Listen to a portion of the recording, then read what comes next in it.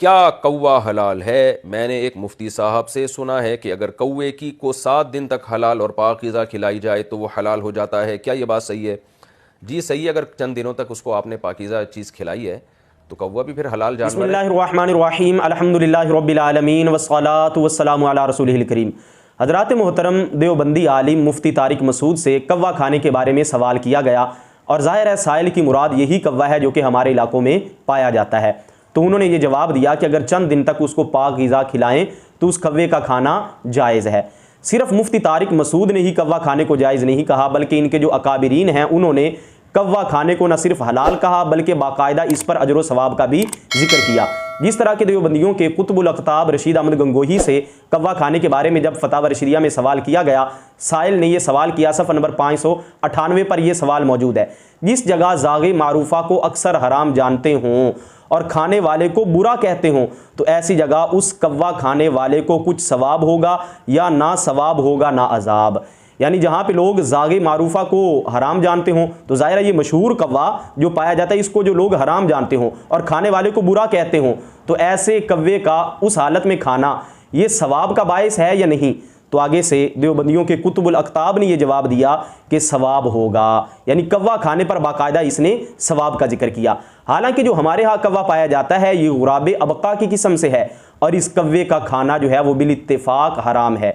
इसके हवाले से ये सुनन इब्ने माजा इसकी जिल्द 2 है और इसमें नबी रहमत सल्लल्लाहु ताला अलैहि वसल्लम के अजीम सहाबी हज़रत अब्दुल्ला बिन उमर का ये फरमान मौजूद है और रिवायत नंबर 3248 है। हज़रत अब्दुल्ला बिन उमर रदियल्लाहु ताला अन्हुमा से रिवायत है, वो फरमाते हैं मन याकुलुल गुराबा, कौवा कौन खाएगा, वक़द सम्माहु रसूलुल्लाह सल्लल्लाहु ताला अलैहि वसल्लम फासिकन, हालांकि नबी करीम सल्लल्लाहु ताला अलैहि वसल्लम ने इसका नाम फासिक रखा।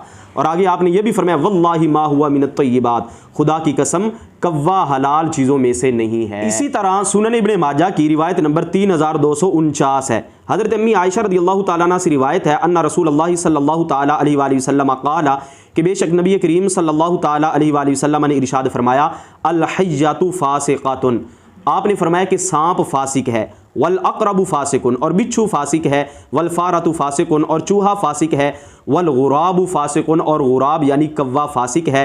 फ़क़ील लिल क़ासिम, तो हज़रत क़ासिम से ये सवाल किया गया जो कि रावी हैं, अयुकलुल गुराबु, क्या कौवे को खाया जाएगा? क़ाला, तो हज़रत क़ासिम ने यह जवाब दिया मन याकुलुहु बाद क़ौली रसूलिल्लाहि सल्लल्लाहु ताला अलैहि वसल्लम फासिकन, नबी करीम सल्लल्लाहु ताला अलैहि वसल्लम ने जब कौवे को फासिक फरमा दिया तो इसके बाद कौवे को कौन खाएगा। तो ये 2 अहादीस जो हैं वो सुनन इब्ने माजा के अंदर मौजूद हैं।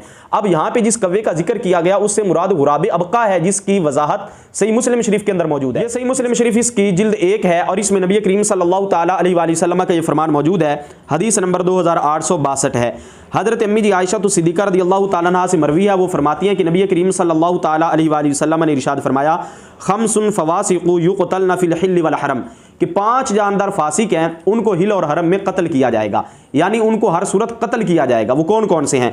फरमाया अल हय्यतु सांप, वल गुराबुल अबका, और वो कौवा जिसके सर के करीब सफ़ेदी का निशान होता है जिस तरह के जो हमारे यहाँ कौवा पाया जाता है, वल फ़ारतु, और चूहा, वल कल्बुल अक़ूरु, और काटने वाला कुत्ता, वल हुदैया, और चील। तो नबी करीम सल्लल्लाहु ताला अलैहि वसल्लम ने तो इनको मारने का हुक्म दिया है, खाने का आप सल्लल्लाहु ताला अलैहि वसल्लम ने इनको हुक्म नहीं दिया। रज़विया शरीफ की जिल्द 20 है, इसमें सफ़ा नंबर 319 पर आला हज़रत रहमहुल्लाह से कौवा खाने के बारे में यह सवाल किया गया, जो कौवा के दाना खाता है और रंग में बिल्कुल स्याह होता है उसका क्या हुक्म है, और जो कौवा के दाना और नजासत दोनों खाता है उसका क्या हुक्म है। तो आला हज़रत रहमहुल्लाह ने जवाब दिया दाना खोर कौवा के सिर्फ दाना खाता और नजासत के पास नहीं जाता, जिसे गुराबे ज़र यानी खेती का कौवा कहते हैं, छोटा सा स्याह रंग होता है और चोंच और पंजे गालिबन सुर्ख, वो बिल इत्तेफाक जायज़ है। यानी इस कौवे को जायज़ नहीं कहा, वो तो एक छोटा सा परिंदा होता है जो कि बिल्कुल स्याह होता है, चोंच और पंजे उसके गालिबन जो हैं वो सुर्ख होते हैं और वो खेतियों में जाकर दाना सिर्फ खाता है, वो बिल इत्तेफाक हलाल है, वो इस कौवे जैसा नहीं होता। और आगे आपने फरमाया और मुर्दार खार कौवा, ये दूसरी कौवे की किस्म, मुर्दार खार कौवा जिसे गुराब अबका भी कहते हैं और जो हमारे यहाँ पाया जाता है ये भी गुराब अबका में से है, कि इसके रंग में सफ़ेदी भी स्याही के साथ होती है, रंग के अंदर सफ़ेदी भी होती है और स्याही भी होती है, यानी जिस तरह ये कौवा स्याह इसके रंग में कुछ सफ़ेदी भी है, बिल इत्तेफाक नाजायज़ है, यानी इसको खाने की इजाज़त नहीं। और इसी हुक्म में पहाड़ी कव्वा भी दाखिल के बड़ा और यक रंग स्याह होता और मौसम गर्मा में आता है। एक पहाड़ी कव्वा जो बहुत बड़ा होता है और स्याह रंग का होता है और मौसम गर्मा में आता है, तो आपने फरमाया कि वो भी इसी के हुक्म में है कि उसको भी खाना हलाल नहीं है। और खलत करने वाला, यानी ये तीसरी कव्वे की किस्म बयान कर रहे हैं जिसे गुराबे अक अक भी कहते हैं, जिसे अक अक कहते हैं कि उसके बोलने में यही आवाज अक अक पैदा होती है। यानी वो कौवा जब बोलता है तो उसके बोलने में आवाज जो है वो अक अक की पैदा होती है। तो आप फरमाते हैं इसमें इख्तिलाफ है और असाहिल मगर कराते तंजीहा में कलाम नहीं। यानी ऐसे कव्वे में इख्तिलाफ है, लेकिन सही ये है कि ऐसा हलाल है, लेकिन हाँ इससे बचना फिर भी बेहतर होगा। और ये भी याद रहे कि ये जो गुराबे अकाक है ये कबूतर के जिस्म की मानिद होता है उसका जिस्म, यानी ये बड़े कव्वे की तरह नहीं होता जो हमारे यहाँ पाया जाता है। तो लिहाजा जो आजकल जब देवबंदियों को कहा जाता है कि तुमने कव्वे को हलाल करार क्यों दिया, तो वो कहते हैं जी इमाम अबू हनीफा ने इसको हलाल करार दिया, फिक़्ह की किताबों में इसको हलाल करार दिया गया है। हालांकि इमाम अबू हनीफा ने और फिक़्ह की किताबों में जिसको हलाल करार दिया गया वो ये वाला कव्वा नहीं, बल्कि जिसामत में इससे छोटा होता है। और वो छोटे दो परिंदे हैं जिनको हलाल करार दिया गया, उन पर अगरचे लफ्ज़ गुराब यानी कव्वे का इतलाक किया जाता है। हमारे इलाके में तो वो भी नहीं किया जाता उन पर कव्वे का इतलाक, लेकिन फुकाहा इकराम की इस्तिलाह में उन पर यह इतलाक गुराब का किया जाता है। लेकिन वो इस कव्वे से छोटे होते हैं, एक स्याह रंग का होता है और छोटा सा होता है परिंदा, और दूसरा कबूतर की तरह होता है। उन दो के लिए लफ्ज़ गुराब यानी कव्वे का लफ्ज़ इस्तेमाल किया गया और उसको फुकाहा इकराम ने जायज़ कहा। जो हमारे इलाकों में कव्वा पाया जाता है इसको फुकाहा इकराम ने हलाल नहीं करार दिया। फतावा रज़िया शरीफ की जिल्द 20 सफ़ा नंबर 320 पर आला हज़रत रहमतुल्लाह से यह सवाल किया गया कव्वा हराम है या नहीं, उल्लू हराम है या नहीं, तो आपने ये फैसला फरमाया कि ये कव्वे के हमारे दियार में पाए जाते हैं सब हराम हैं, और आगे आपने फरमाया उल्लू हराम है। तो लिहाजा जो कव्वे हमारे यहाँ पाए जाते हैं इनका खाना जायज़ नहीं है। और जो फुकाहा किराम ने लिखा है वो इस कव्वे से छोटी जिसामत के दो परिंदे हैं जिन पर गुराब का लफ्ज़ बोला जाता है, उनको फुकाहा किराम ने हलाल कहा। ये मौजूदा कव्वों को फुकाहा किराम ने हलाल करार नहीं दिया। और आला हज़रत रहमतुल्लाह ने फतावा रज़िया शरीफ की जिल्द 27 में एक पूरा रिसाला लिखा है दफ़े ज़ैग़े ज़ाग़ यानी कव्वे की कजी को दूर करना, और उसमें आप रहमतुल्लाह अलैह ने ऐसे ऐसे सवालात कायम किए हैं उन लोगों पर जिन्होंने मौजूदा कव्वे को हलाल करार दिया कि वो आज तक भी इसका जवाब नहीं दे सके। तो आपने मुलाहजा किया कि देवबंदी आलिम मुफ्ती तारिक मसूद ने कव्वा खाने को हलाल करार दिया, और देवबंदियों के कुतुबुल अक़ताब रशीद अहमद गंगोही ने न सिर्फ कव्वा खाने को हलाल करार दिया बल्कि इस पर बाकायदा अजर व सवाब का भी जिक्र किया। एक तरफ तो कव्वा खाने पर सवाब का ये जिक्र करते हैं, लेकिन जब दूसरी तरफ देवबंदियों के कुतुबुल अक़ताब रशीद अहमद गंगोही से फतावा रशीदिया में यह सवाल हुआ कि मुहर्रमुल हराम के अय्याम में इमाम हुसैन रज़ियल्लाहु ताला अन्हु की शहादत का बयान करना सही रिवायात की रोशनी में जायज़ है या नहीं, तो इसने जवाब दिया कि सही रिवायात की रोशनी में भी मुहर्रम में इमाम हुसैन रज़ियल्लाहु ताला अन्हु की शहादत का जिक्र करना यह हराम है। और इसी तरह सबील को भी इसने हराम करार दिया क्योंकि उस पर इमाम हुसैन रज़ियल्लाहु ताला अन्हु का नाम आ गया। और इसी तरह यानी जो दूध वगैरह बच्चों को पिला सकते हैं यानी जिस पर इमाम हुसैन का नाम आ जाए, तो इन्होंने कहा कि वो भी हराम है। अब वो सवाल क्या है आप उसको मुलाहजा करें। सवाल ये किया गया मुहर्रम में अशरा वगैरह के रोज़ शहादत का बयान करना मा अशार बा रिवायत सहीहा या बा ज़ईफ़ा भी वनी सबील लगाना और चंदा देना और शरबत दूध बच्चों को पिलाना दुरुस्त है या नहीं। यानी इनसे ये सवाल किया गया कि इमाम हुसैन रज़ियल्लाहु ताला अन्हु की शहादत का बयान करना 10 मुहर्रम को सही अहादीस की रोशनी में या कुछ ज़ईफ़ भी हों ये जायज़ है या नहीं। और इसी तरह यह भी सवाल किया गया कि जो सबील लगाई जाती है वो अपने बच्चों को पिला सकते हैं उसका पानी और दूध वगैरह ये नहीं पिला सकते। तो आगे से देवबंदियों के कुतुबुल अक़ताब ने यह जवाब दिया मुहर्रम में ज़िक्र शहादत हुसैन अलैहिस्सलाम करना अगरचे रिवायात सहीहा हों, यानी ज़ईफ़ की तो नफ़ी कर दी, अगरचे सही रिवायतें भी हों एक चीज़, या सबील लगाना या शरबत पिलाना या चंदा सबील और शरबत में देना या दूध पिलाना सब नादुरुस्त और तशब्बुह रवाफिज की वजह से हराम हैं। ये सारी चीज़ें नादुरुस्त भी हैं और हराम भी हैं। इमाम हुसैन की शहादत का जिक्र करना सही हदीसों की रोशनी में वो भी इसने हराम करार दे दिया देवबंदियों के कुतुबुल अक़ताब ने।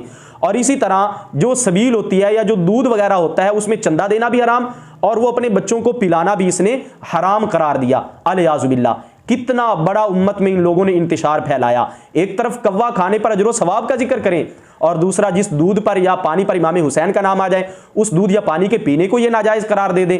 ये फ़िरका वारियत उम्मत में इन लोगों ने फैलाई है, बड़ी अजीब किस्म की उन्होंने फतवे दिए। हालांकि जब इनसे पूछा जाए कि ये पानी यानी ये जो सबील है या दूध है जिस पर इमाम हुसैन का नाम आ गया ये हराम क्यों है, तो यहाँ पे कुछ लोग कहते हैं और फितना जहलमिया के लोग भी हैं, गैर मुकल्लिदीन भी हैं इसमें शामिल, वो कहते हैं जी देखे खाने पीने की चीज़ पर जब गैर उल्लाह का नाम आ जाए तो वो हराम हो जाती है। दलील क्या देते हैं कि वमा उहिल्ला बिही लिगैरिल्लाह, कि अल्लाह ताला फरमाता है कि जिस पर गैर उल्लाह का नाम लिया गया वो हराम है।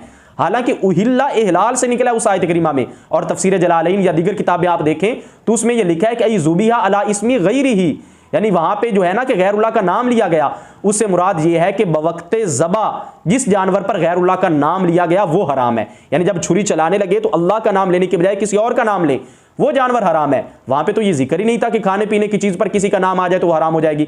वरना देखें बकरी पर अगर किसी का नाम आ जाता है कि ये मेरी बकरी है, फिर तो वो बकरी भी हराम हो गई। इसी तरह कुर्बानी का जानवर लोग कहते हैं ये मेरा है, तो कुर्बानी के जानवर पर गैरुल्लाह का नाम आया तो वो भी हराम हो जाना चाहिए। या इसी तरह दीगर कई जानवर हैं, कई चीजें हैं, ये प्लाट मेरा है, ये खाना मेरा है, ये घर मेरा है। अब गैरुल्लाह का नाम जब इन चीजों पर आ गया तो उनके नजरिए के मुताबिक इस आयत करीमा की रोशनी में तो ये सारी चीजें हराम हो जानी चाहिए। फिर यहां से वो फर्क करते हैं, कहते हैं नहीं नहीं, जिंदा का नाम आ जाए तो वो हलाल है, अगर फौतशुदा का नाम खाने पीने की चीज पर आएगा तो वो हराम होगा। चलो जिंदा और मुर्दा की जो इन्होंने पहले तकसीम किया ये भी कुरान और हदीस से साबित नहीं, मन गलत इन्होंने तकसीम की। और कुरान पाक की आयत के अंदर भी इन्होंने तारीफ और तब्दीली की। और मैं इनको ये भी बताता हूं कि अगर फौतशुदा का नाम भी खाने या पीने की चीज पर आ जाए और वो इसाले सवाब की चीज हो तो उसका खाना और पीना भी बिल्कुल जायज होता है, हराम नहीं होता। इसके हवाले से ये सुनन अबी दाऊद है और इसकी जिल्द 1 है, इसमें हदीस नंबर 1681 है। हजरत साद बिन उबादा रदियल्लाहु ताला अन्हु से मरवी है, उन्होंने अर्ज की या रसूल अल्लाह इन्ना उम्मा साद मातत, कि बेशक साद की वालिदा का इंतकाल हो गया। फ़अय्यु सदक़ाति अफ़दलु, तो कौन सा सदका करना अफजल है?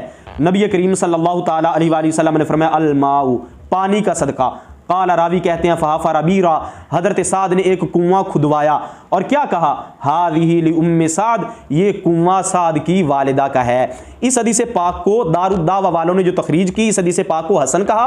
और इस्लाम 360 ऐप वाले जो वहाबी हैं उन्होंने इस हदीस के तहत यानी 1681 के तहत ये लिखा, ये रिवायत हदीस नंबर 1679 से तक़वियत पाकर ये रिवायत भी सही है। यानी तक़वियत पाकर ये रिवायत भी सही है। सही रिवायत के अंदर आया कि एक पीने की चीज पर जो पानी था, जो कुआं था, उस पर हजरत साद की वालिदा का नाम आया और वो इसाले सवाब के लिए था। लेकिन उस कुएं के पानी को हुजूर ने हराम तो नहीं करार दिया। तो एक फौतशुदा औरत का नाम कुएं पर आया, पीने की चीज पर आया, वो इसाले सवाब की है। जब वो पानी हराम नहीं हुआ तो सबील पर इमाम हुसैन का नाम आने से वो सबील कैसे हराम हो गई? दूध पर इमाम हुसैन का नाम आने से वो दूध कैसे हराम हो गया? तो लिहाजा ये जो इन्होंने कायदा गढ़ा हुआ है कि नहीं जी किसी खाने पीने की चीज पर अगर गैरुल्लाह का नाम ले लोगे तो वो तो हराम हो जाएगी क्योंकि ये गैरुल्लाह के इसाले सवाब के लिए है, तो इनका ये कायदा जो है अहादीस की रोशनी में बातिल और मरदूद है। ये कुरान के अंदर तारीफ करके ऐसे कायदे को तकवीयत देने की कोशिश करते हैं।